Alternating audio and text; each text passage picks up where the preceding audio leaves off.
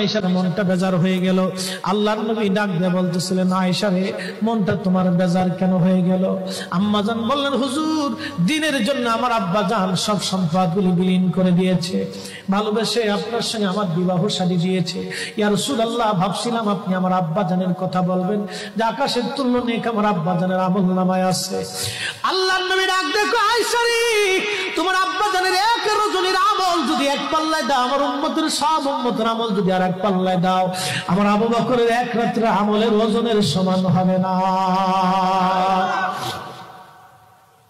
আম্মা জান বলে, হুজুর কোন রাত, কোন রাত, কোন রাত? নবীজি বললেন, আয়েশা রে, সেটা হিজরতের রাত।